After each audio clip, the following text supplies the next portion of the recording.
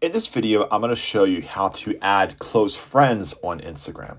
So let's go to Instagram and let's go to our profile at the bottom right-hand corner. And let's go to the three lines at the top right corner.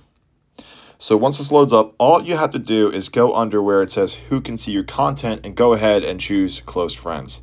As you see, I only have one close friend here, but if you want to add more, you can go ahead and add as many as you want. It doesn't really matter. And then you would go ahead and hit done.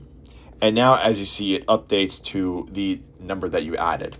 So, for example, if we were to go to our homepage, and let's say we want to add a story, so let's go ahead and swipe over. And I'm just going to take a picture here. What we can do is most of the time when you're uploading a story, you have two options. You can have it just for your close friends or just for all of your followers. So if I were to hit close friends, that story turns green. It gives you a green ring around the actual story, and that lets you know that those close friends that you chose are the only ones that are going to see that story. So it's important to kind of have that list there and see who you want to not see your story, but also more importantly to see certain stories. But that's it. That's how you would go about adding close friends